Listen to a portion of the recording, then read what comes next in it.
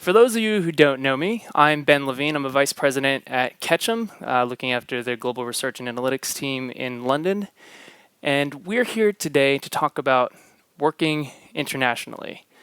Or probably a better way to think about it, it's about how do we grow our business? How do we help one another expand beyond our market and bring our products, services, and solutions to markets beyond our own? And you may, well, you're here because you're interested, but you may have, when you were going through the program, as I did, wondered why at a measurement conference we had a workshop that was focused on this topic. You know, we look at all the other, the speeches and events that took place yesterday, what's on the agenda for today. You know, for me, and I hope for many of you, it was one that definitely caught my eye as being a bit of an outlier. And I think there's a few reasons why we want to do that. I think first and foremost, last year at the summit in Amsterdam, it was one of the key pieces of feedback that AMEC had received. Delegates, people who attended, wanted to have more of an opportunity to learn from their colleagues, learn from their peers about what it is they do, how they do it, and how they can take those learnings back home to their market. And I think the other reason why we're doing this is that I've noticed a great evolution at the AMEC Summit. This is my fourth summit. My first one was in Lisbon in 2011. This is the 7th International Summit. And for those of you who've been coming to these for a long time, I hope that you've noticed a change of a summit that was once focused, quite insular, an insular focus, on media monitoring and those agencies, to one that's become very inclusive and has a diverse, delegates, members, representatives across the public, private, and nonprofit sectors. So it's really shifted from, a summit and an organization that is about measurement, and measurement will always be at its core, but I think it's one that is, important and relevant to the wider, business and organizational audiences that we work with. And really the objective of today's panel session and what we want to get out of it and what we want to do moving forward is to make sure that we're using the summit and using AMEC as a tool, a networking tool that we can leverage each other's expertise, learn from one another, so that we're able to grow business and to do better work for our clients, better work for our organizations, and elevate the industry. And I think there were a couple, one key point I loved from yesterday, I think came from Ben Matthews from eBay. And I believe he said something to the effect, and I'm paraphrasing, but it was, we should share, we should learn, we should steal, we should learn, and then we should steal again.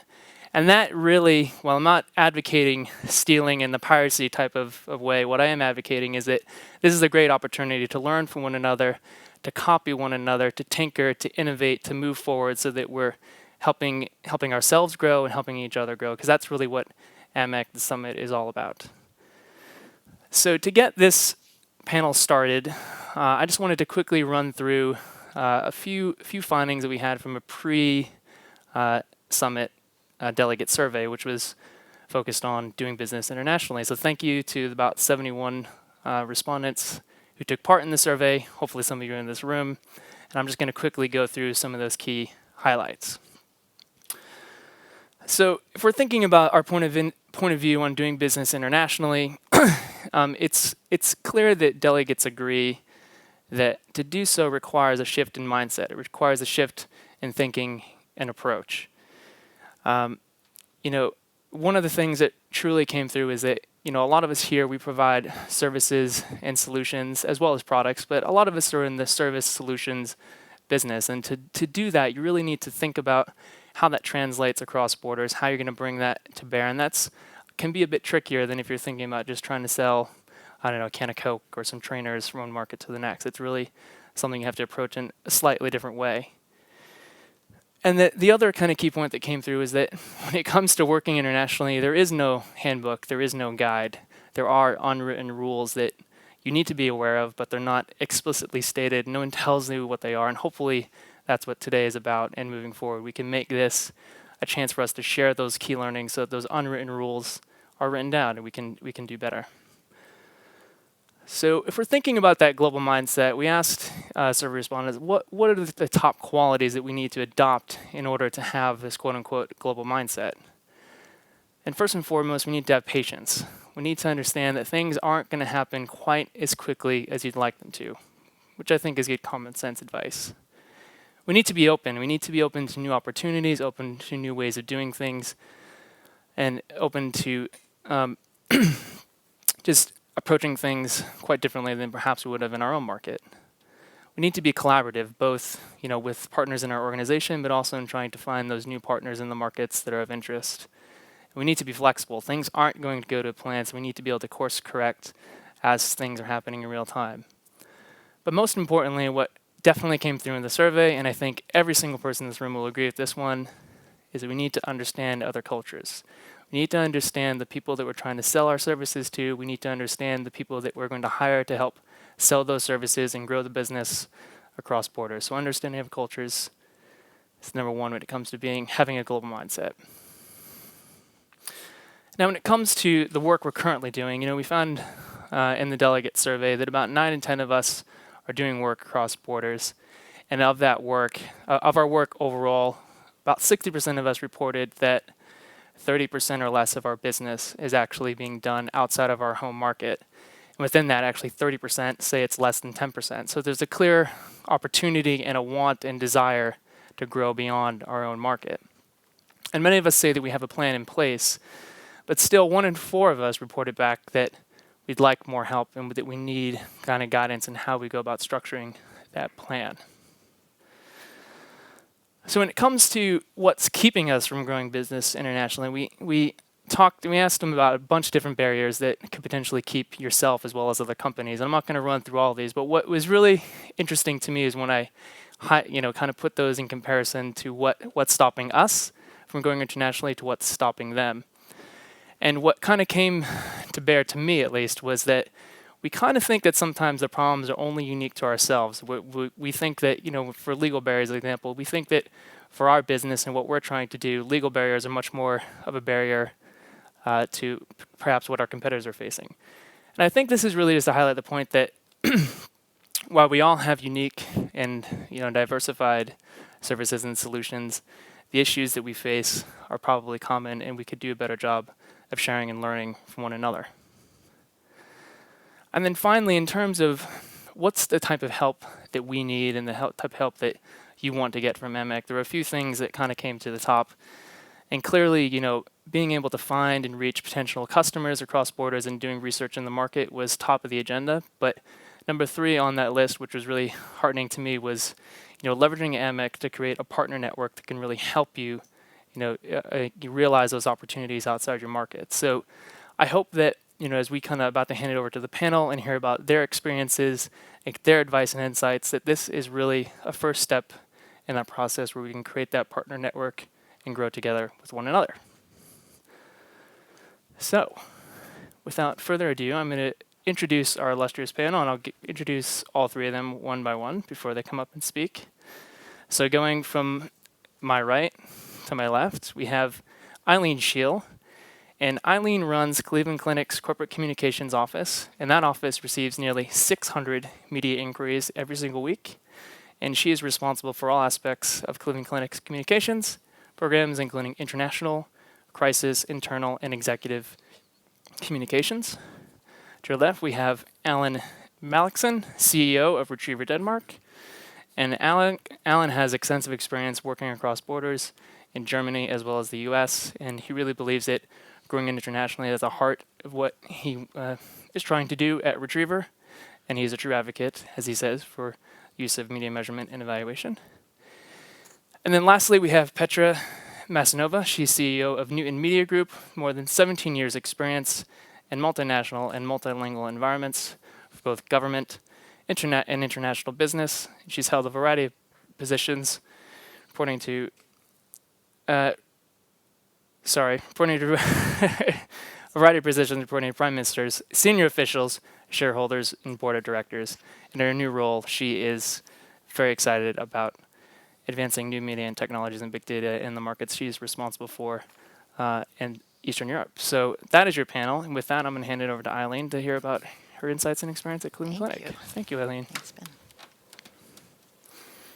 Good morning, everyone. It's great to be here again. It's my third visit to AMEC, and I've learned a great deal. We've really been focused on measurement at the Cleveland Clinic. So I'm going to talk a little bit about so Cleveland Clinic is one of the largest academic medical centers in the United States, and we have a very ambitious agenda of really growing Cleveland Clinic globally. With Cleveland in our name, which is the city in our hometown, it's a little bit of a challenge, but we have Cleveland Clinic Abu Dhabi is the hospital that I'm going to talk about. And we've taken care of lots of heads of states who have come to the United States to Cleveland Clinic for heart surgery, as what our signature clinical area is, including the royal the sheikhs from the United Arab Emirates. So we've been taking care of them for over 20 years. And they asked if we would not just put our name up on a hospital in Abu Dhabi, but really partner with the government of the United Arab Emirates and build the culture of the Cleveland Clinic in Abu Dhabi. So this is a picture of our hospital that just opened. It's fully open. The emergency department, I think, opened last week, and we put an announcement out.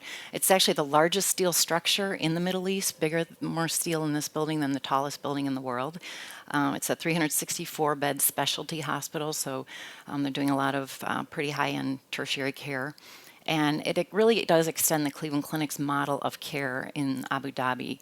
And I actually believe that the hospital here feels more like the Cleveland Clinic in the United States than some of our other hospitals, even within the United States. We had 9,000 physicians apply for 175 jobs. So this project internationally has been recognized as a really big deal, and people are very excited, including we lost a lot of talent from Cleveland, folks who went over to the UAE to work there, and we're really excited about it. And I was just there in March, and it's really booming already. I think they've seen already 5,000 patient visits. It's only been open not very long. I think transferring the culture is really what we did. And, I'll tell you, my boss is a 75-year-old heart surgeon. Do any of you work for a heart surgeon here? It's different. And he's very fast-paced. He moves very quickly. And in the Middle East, it's a completely different culture. And I think really slowing down and understanding how to work with within the Arab culture was very different for us. Their leadership in the UAE, the country is only about 42 years old, 45 years old maybe now, and a lot of their younger generations are the leaders of the country. So our partner at Mubadala Healthcare is 34 years old, and to pair that with a 75-year-old heart surgeon, you can imagine some of the lessons we had to learn. So we really had to build relationships and deliver quality medical care that was culturally competent. That's very important. Understanding their traditions and their holidays became important. Really building the relationships. In the U.S., especially in medicine, your meetings start at 6:30, 7 a.m. In the Middle East, it's a little bit slower, longer. I had meetings back to back one day, and I had a lunch meeting, and it was scheduled for an hour, and it took about 3 hours. So, really appreciating how the relationship part of doing business in the Middle East is very important. And I think just being culturally sensitive to the words you say, the kind of the demeanor you have, and really understanding how to partner and collaborate, and not just be an American in the Middle East, but really appreciate the culture there, and be able to communicate. Americans can be pretty direct, and that's not the nature of the Middle East. So really learning how to communicate effectively is important. This was a book that I read, and I have no financial connection to it, but I read it and it was very, very helpful. There are a lot of general tips in there, but really that the world is globalized and virtual, and you really have to have the skills to navigate a culture, and some of those rules are not written down. They're not really easy to learn via email. You really can pick up the contextual clues in person and really understanding it. And I think really finding somebody in the culture that you can get to know and trust and ask questions and really try to navigate it better. Whether you're in the UAE or other countries, I think it's really important to appreciate different cultures and learn them best you can. Okay, that's all I had. So thank you. Thank you.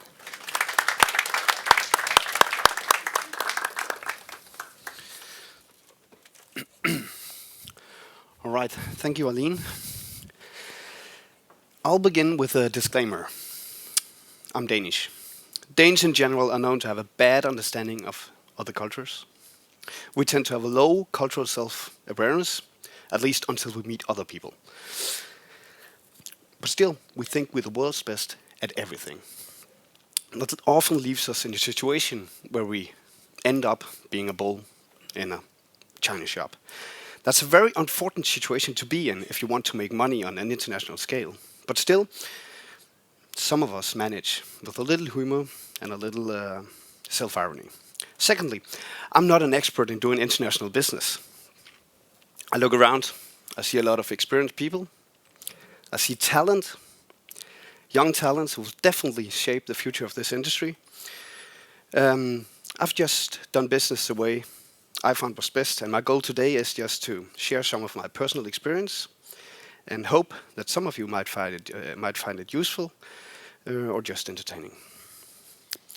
All right, as Ben said, I'm responsible for the Danish retriever business, and I've been in the media evaluation business for the last 13 years. That's given me the opportunity to work internationally with business partners, clients, suppliers, and other interesting people from all over the world, from Indonesia, over Moldavia, Portugal, and the US. Besides being the headline sponsor for this summit, Retriever is the leading media evaluation agency in Scandinavia. We sit over 200 experts working with media monitoring, media analysis, and general business information in our offices in Copenhagen in Denmark, in Oslo in Norway, Stockholm and Gothenburg in Sweden. For those of you who are not familiar with Scandinavian geography, I can tell you it's the 4 largest cities in the 3 Scandinavian countries. Locally in Denmark, where I sit, we've managed to grow our revenue with 48% on average each year for the last 3 years. We've done this, and 30% of our revenue come in a foreign coin. We've done this by having a strong offering, heavy focus on value-added services, choosing the newest technology, and trying to set new standards within client relations. And of course, educating our analysts on the AMEC college. That works as a guarantee for our clients to know that they'll get access to the most recent research and best practices within media evaluation. And that's important to us, bringing new knowledge in. Scandinavia, and especially Denmark, are small markets. And the only way the Scandinavian countries manages to be among the richest country in the world is by doing business internationally. The only way we manage to grow our business is by having an understanding on what makes us different and use those differences in a positive manner. The baseline for this is 1, having an international mindset, as Ben said, understanding cultural differences in an international environment, and knowing industry-specific language. That's very important. And of course, knowing and accepting the cultural mores of those you want to do business with. After all, they got something you want, the business.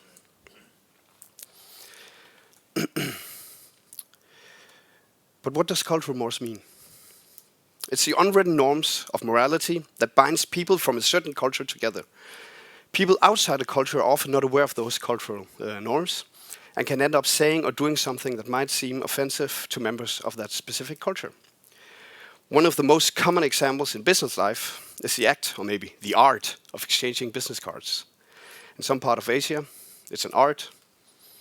You take a business card with both hands, have a respectful bow, and you study the layout and the content of those business cards very carefully.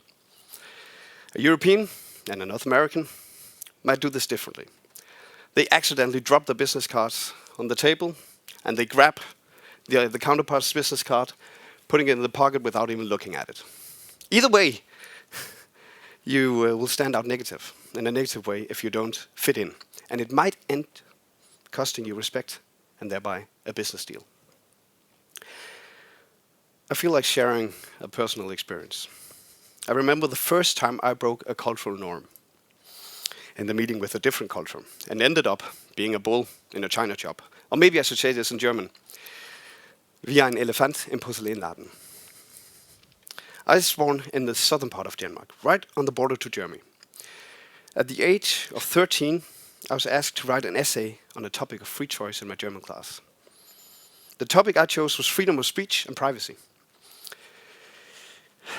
In my ignorance, I used a word for that called Lebensraum. Now, anyone who knows a bit about German or even European history knows that Lebensraum was the expression that Hitler used during the Second World War. in its justification of the expansion wars into Eastern Europe, causing millions of lives.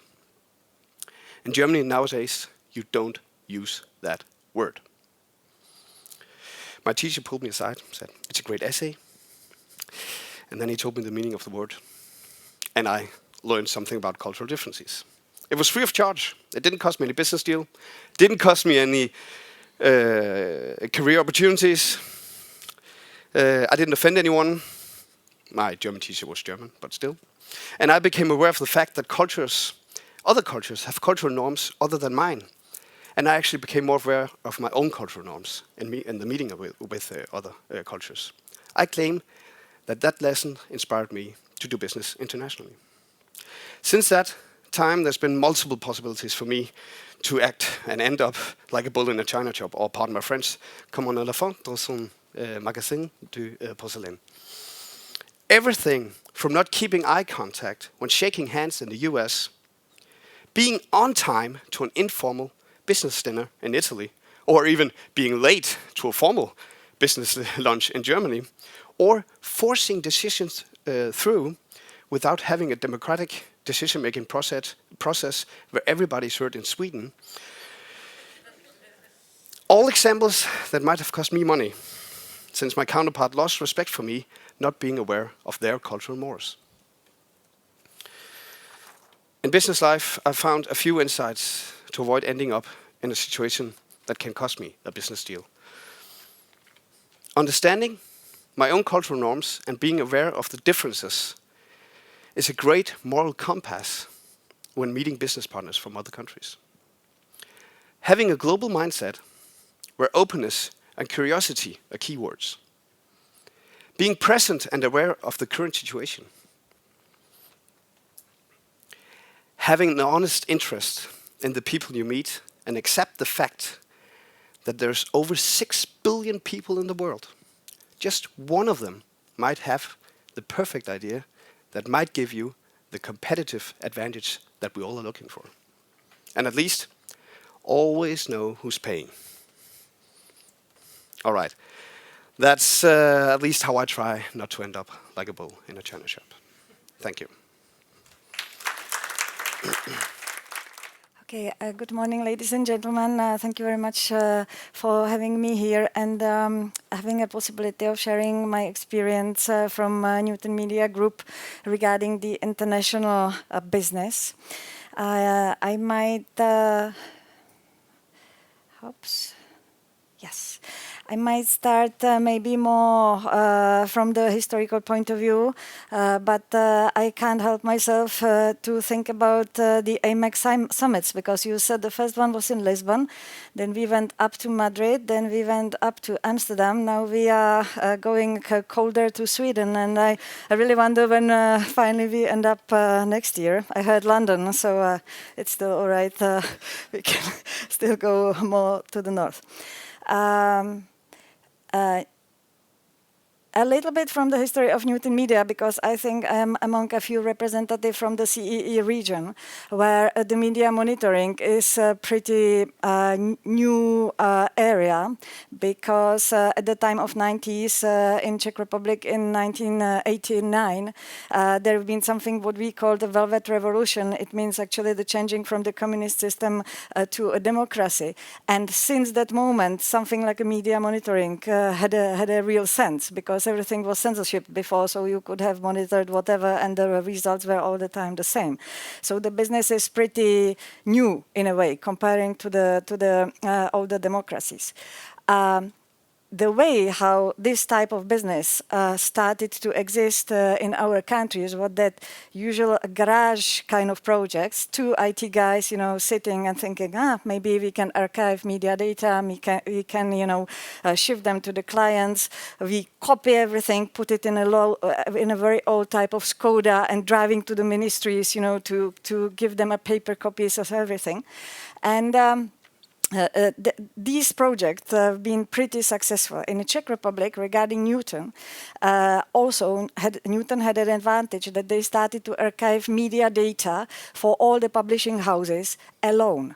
So nobody else had done it before. just Newton. So you can imagine how fantastic, position Newton had all these 20 years, because we are still the only one having all the media archives back 20 years. Nobody else in the Czech Republic have this. It can become advantage until you decide to go international. In your own country, you have a fantastic, comfortable life for 20 years. You just invest, in whatever technologies, people, but you are still a king in a market, even though, there, with the coming online news, obviously you get a bit of competitive disadvantage, but anyway, you have a fantastic life. If you can see, there is just in the middle, there is a small Czech Republic's picture with a 10 million inhabitant. Slightly later on, one more interesting notice when I was listening to these three guys in the morning session. The owner of Newton Media told me that in '97, the Kantar people came to Newton to actually try to understand how the software works, which is quite funny, and I should tell that to some of them. And because we were so happy, the Western people came, we showed them everything, obviously. Now, too late. We were still comfortable in our small Newton company.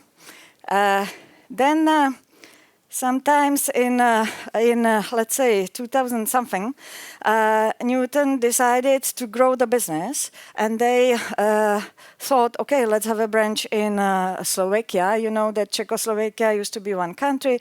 We just split in '92, and in a way, it was a very smooth split.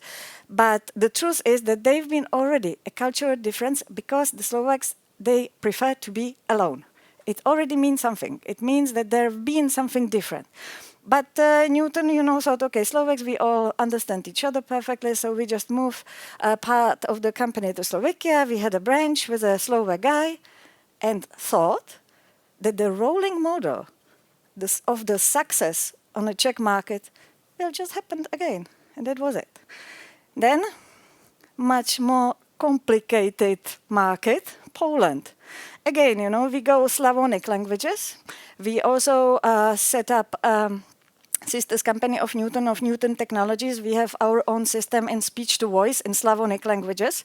So we are sort of very comfortable in the Slavonic market. We moved to Poland, and we thought, okay, you know what, like Slavonic, countries, we know each other very well, we have all the borders, we've been always with Poles, and plus, we just can have an organic growth. So we set up a branch, hired a Polish guy, and again, thinking the rolling model will just happen.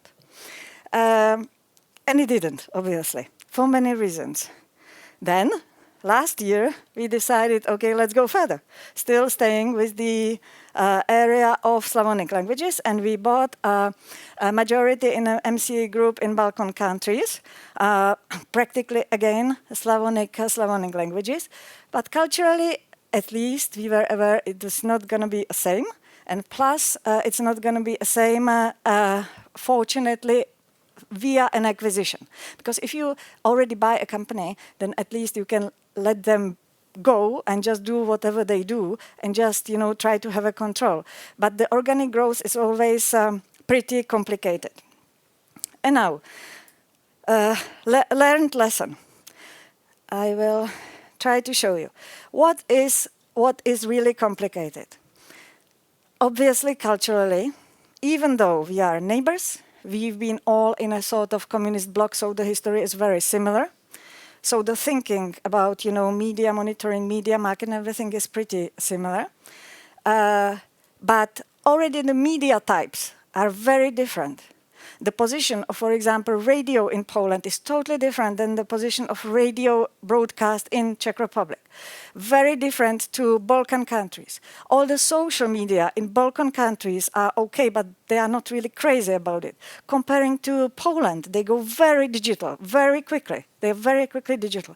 Slovakia, they are taking whatever comes and being quite comfortable with everything.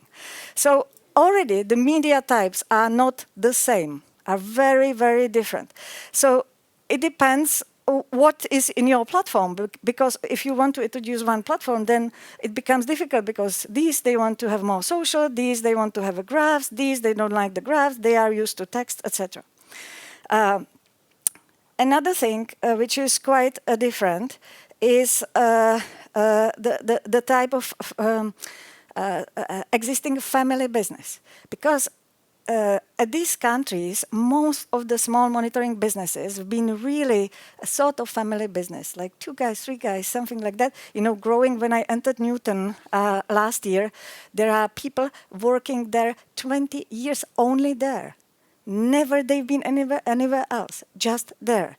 And you are buying a Balkan countries with, again, a 20 years not old people, unfortunately, but 20 years experienced people from the same business. So they've never done anything else. So it's already a certain type of barrier. Plus the clients are different. And funny enough, even global clients are different. For example, if we go to a big tender in Poland, because, I don't know, Nissan or whoever has a central headquarters in Warsaw, it doesn't mean that we would go with the same offer as we would go to the headquarters of Nissan based in Prague. It's just different, because there is so many Polish people working, and they want to see it in a different way. So it's really challenging, even though we wouldn't say that as we are in a very one region.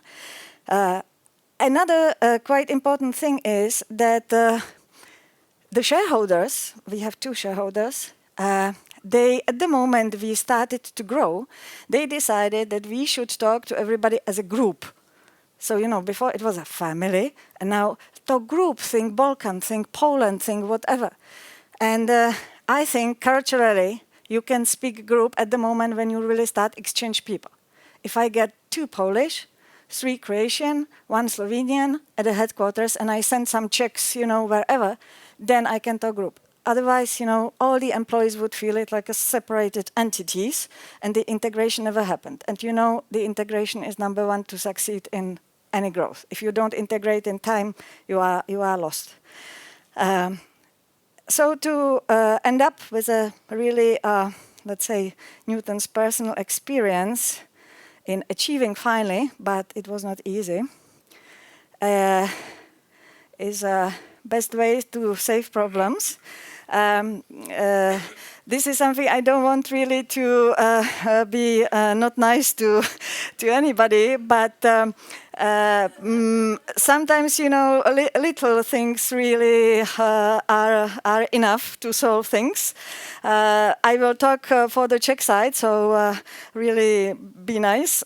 In the Czech Republic, you know, we are a big beer drinkers. I think we are about the same amount of beer like Germans, but we are 10 million, they are 5 times more.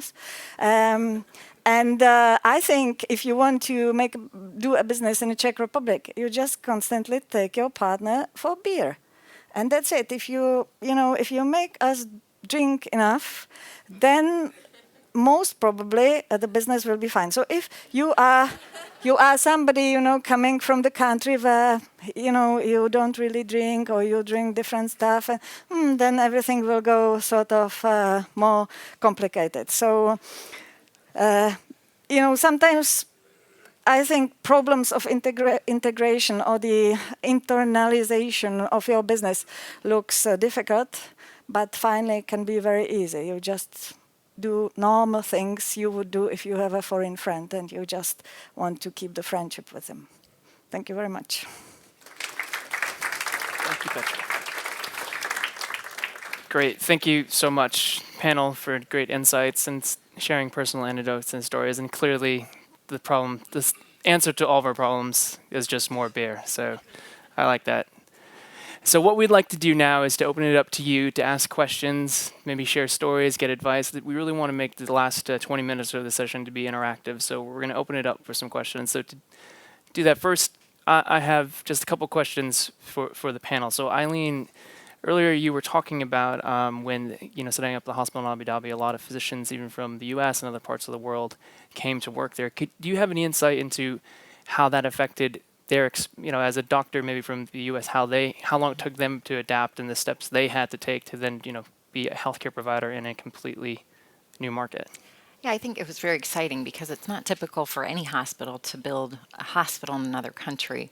And so when we first did this, it was, how are we going to recruit nurses and doctors and hire them? Because that was our job to do that from Cleveland. I hired the head of communications out there. I think we generated a lot of excitement, and we really did a lot of education within the Cleveland Clinic in Ohio about what it was like in the UAE. We produced a lot of videos and we really educated people. We took people over there to see it, to feel it, to experience it, and then we rotated a lot of employees to work over there and then come back to Cleveland. And I think we're trying to look at our organization as more reaching out and becoming a little bit more global. And I know a lot of companies that have offices in many different countries. One year you might work in London and then be transferred to Germany. Ketchum is a great example. People move around. I think that's what we're trying to become a little bit more open to. Yeah, and I think that's actually a great point. Even for myself, I transferred from New York to London, and there was even going from two cities that consider themselves to be the center of the world, consider themselves to be multicultural. I thought easy transition for me culturally, speak the same language. I couldn't have been more completely wrong about the it took me 3 weeks before I could understand what 90% of the people who were talking to me were saying. I learned a lot about the way people do business in New York is not the same way they do it in London. So the expectations were put on me when we talk about patience and being flexible. There were a lot of key learnings. Even so even when you're thinking about within your own organization, those shifts can be very difficult. We actually probably did too good of a job because people got so excited. We started losing our top physicians are gone. And I'm like, wait a minute. And our nurses, even my secretary worked in Saudi Arabia, and she said, I want to go to Abu Dhabi. And I'm like, what? So it was neat. There was a lot of excitement around it. So. Right. So, Alan the Bull, I have a question for you. So you're talking a lot about, how much you love to learn about different cultures and cultural mores. So how do you go about, or what do you think is the best way to kind of learn about those different cultural mores in a business sense? Like, what are the steps that you take when you're engaging with people across borders? First of all, do your homework. Yeah. Sit down, just plan what is this country about. Learn something about the geographics, so you know the largest cities. Very practical, minor things. When you go to Germany, oh, they are separated into Bundesländer. Okay. Let's start off. Let's see. And the hubs are Berlin, Hamburg, Frankfurt. Okay, then we have some knowledge on that.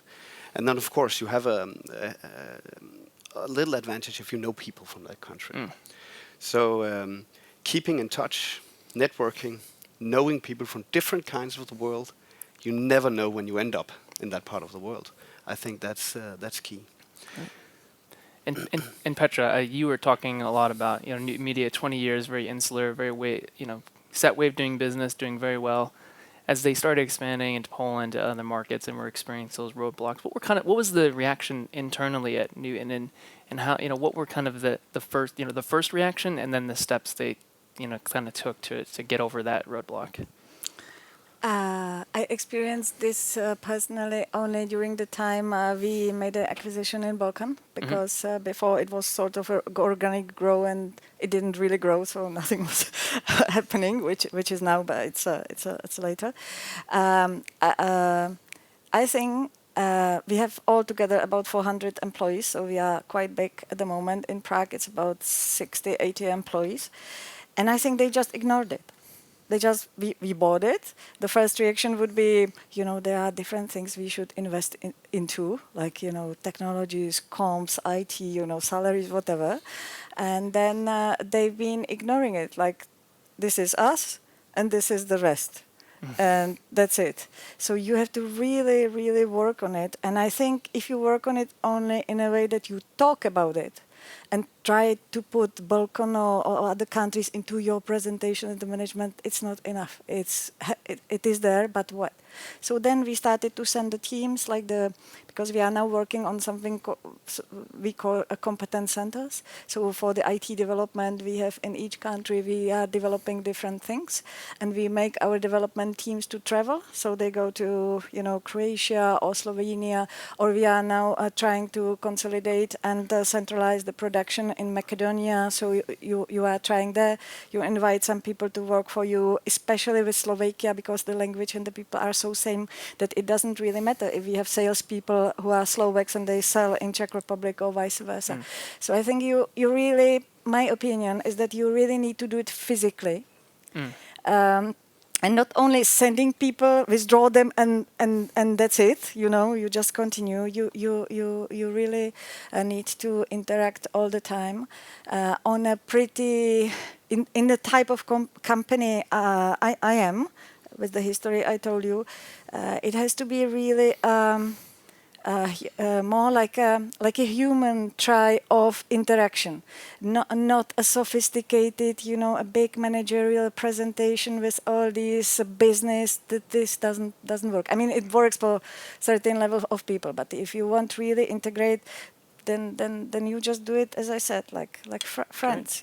It's you want to keep a friendship with American family living in Texas, great. But you have to interact all the time. You have to visit each other. You have to be in touch. Otherwise, it just goes apart. Excellent. I'll hand it over to you, the audience. Questions for the panel or experiences you'd like to share?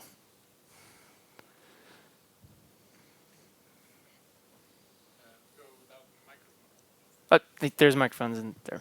Okay, I have a question for you, Petra. I wonder if you could maybe tell us a little bit more about how you have been discussed, or how you have been thinking around. I guess you have some core values in your company, and then you acquire new ones, and they are quite different. And then how you find the balance between taking your values into the new companies in balance to let them have part of their values, because there are different markets and different companies and other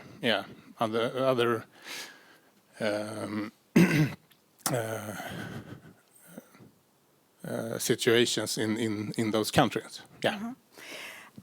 Again, I'm sorry to be very specific, because it's really different. I used to work in a big corporate, listed in stock exchanges, and for me it was a sort of, nicely said, I don't know if my shareholder is here, like a shock to really come to this type of, and I repeat this, family business, even though there are no sisters and brothers, but it's a type of family business. I talk Balkan because this was the acquisition. The rest was really organic grow companies.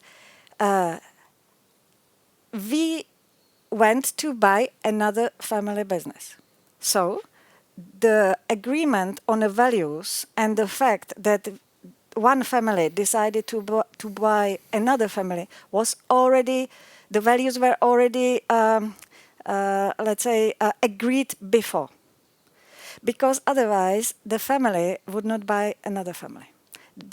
You see, that's the difference between, if, I don't know, in Sentia and Kantar, they just go and say, okay, we go for acquisitions. Hop, whoever comes, we just take them. They have their own model, and the model works for everybody. And you just adjust to it or not, your problem, take it or leave it.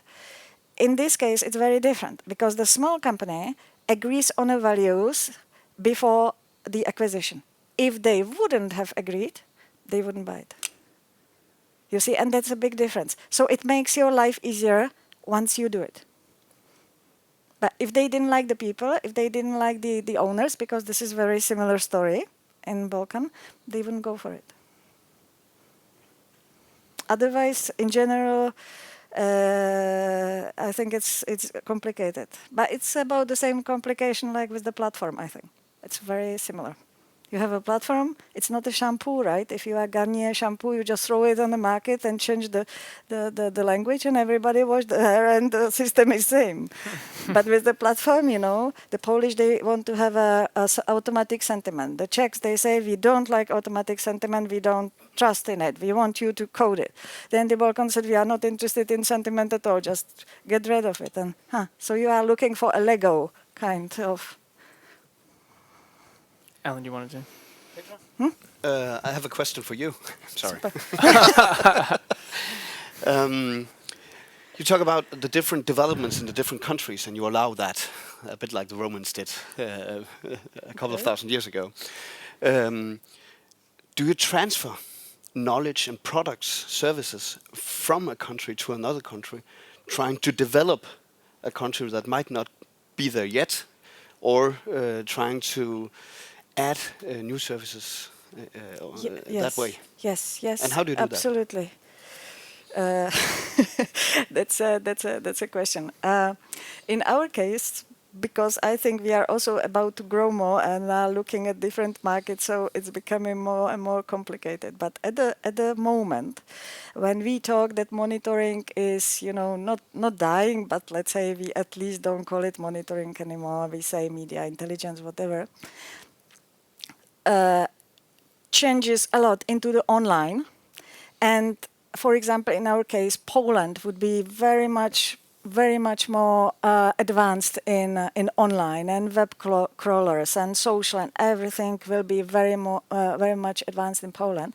So we would try to move everything what we do on online on a Polish model, because we are persuaded that it will come sooner or later to the markets where it's not that developed. So everything what is, you know, digital would go to Poland, and with the hope that it will slowly come back to the other countries.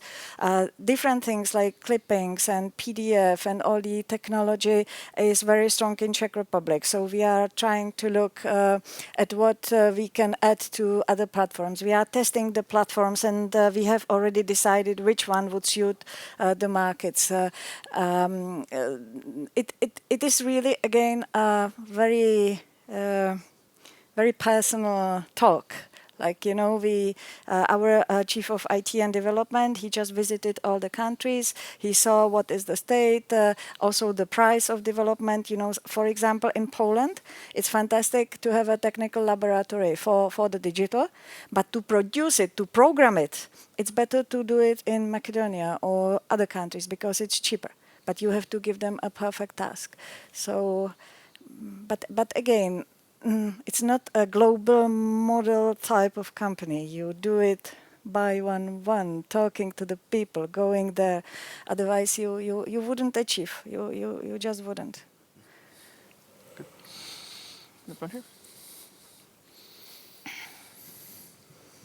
Good morning, everyone. My name is Arturo Romboli from UNICEF in New York. Thanks a lot for the presentations. I think they were very insightful. Building on what Petra said, we have developed a global measurement program that we are trying to implement at the local level in a few countries. And it has been quite challenging because, I mean, we are a global organization with global ideas, and then the local context is very, sometimes very challenging. And some of the things that we have learned, and I think Paloma mentioned some of them yesterday in her presentation in the morning, is to try to keep it simple. Because in New York, very easily we can complicate things and, come up with very cumbersome models and stuff that people sometimes will not even understand. And then to try to understand the local context and then see how you can implement a global program in a local context, but really keep in mind that you cannot be imposing your ideas into the local market because people, they are the ones that know best how it works in the different markets, and then keep offering capacity building and training. I think it's very important that you kind of handhold the country offices as much as you can because unfortunately, not all of them have the possibility to access the knowledge and information that we do in New York. So I think that many of the things that you presented today are really applicable to the work that we do in terms of measurement. So thanks a lot for the presentation. Really interesting. Right. Hi, good morning. My name is Asim from Impact Research and Measurement. I found that slide which talked about different solutions for different countries very interesting. And I have a question on that. And the question is, did you ever come across a situation wherein the working solution did not match with your values? And in such a case, did you ever challenge that solution? And did it ever succeed? It's a great question. I'd love to get a perspective from the entire panel. So, Eileen, do you want to maybe talk about that? Yeah, you know, for us, we were, I mean, I can talk about being American, moving to the Middle East is a big challenge because the cultural differences, especially for women, was very challenging. So we had to really focus on learning the local culture and educating ourselves. And, you know, I'm probably don't have the best examples for that, but, you know, trying things that didn't work from an American perspective. We had a lot of failures and we did a lot of things wrong. Our CEO, for example, reached out to some Arab women to shake their hand, and they both clammed up like this and looked at me for help. And I said, you know, in trying to get out of those situations and trying to recover very carefully, you know, it takes a lot of learning and educating yourself. Yeah. When doing business in Scandinavia, between the Scandinavian countries, there, even though we talk the same, we look the same, and somehow we act the same, there are differences. And we see them every day when doing business, especially in client relations. When we meet clients, as a Dane meeting clients in Sweden, are very different. And somehow the core values on how we work are the same in the 3 Scandinavian countries. So we don't meet that in my current situation. But though the processes in getting there, going to the goal, are very different from country to country. I might even go as far as saying, as a Dane, it's easier to do business with somebody from the US than with the Swedes. But that's because attitudes are different. Longer process, going there, impatience, talking about patience, etc. And the Danes are maybe not that patient and not that a bit more eager to go there. So somehow you try to adapt in finding a solution and go there, but we've definitely seen failures on that way too. Yes. Sim, going back to your direct question, we wouldn't do it. We went across many types of these cultural differences, and if they didn't correspond to our values, we just didn't do it. One example, you know, all of you, copyright. This is a typical example where we are not doing it and we are losing business. For example, in Poland, we always paid, even in Czech Republic, from the very, very beginning, we paid the copyrights, full copyrights. And when we entered the other markets, we also said, you know, as I said, rolling model, we just pay copyrights. And in Poland, the situation is very complicated.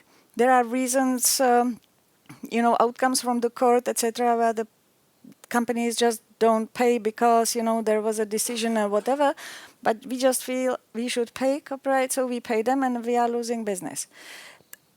Until the moment you can bear it, and you go, for example, for the international tenders or for the public institutions tenders, then you still make business on something else, but at the rest, you are just not competitive.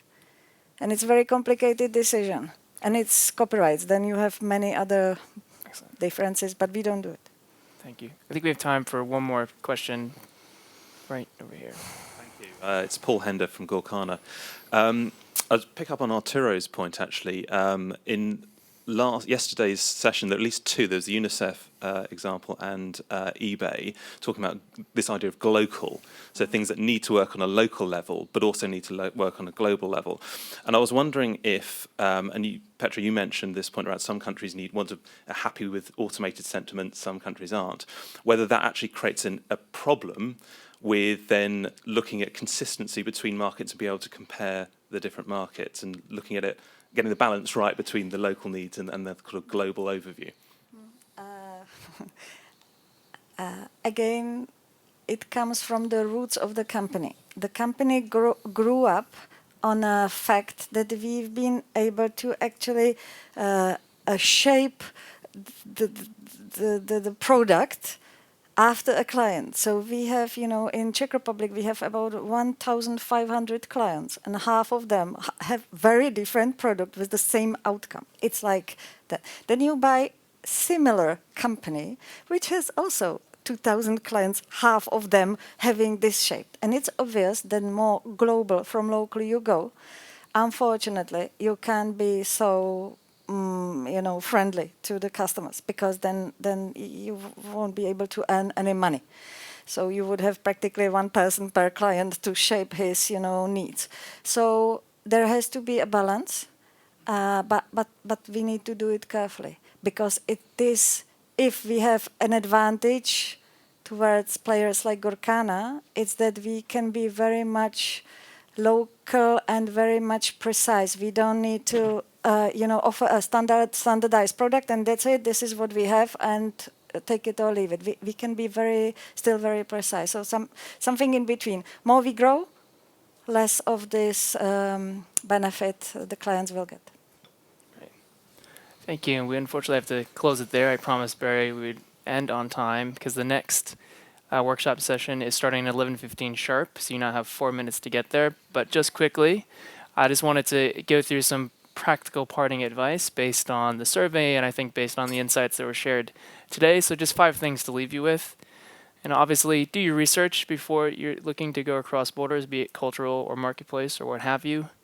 Network, network, network, and network some more.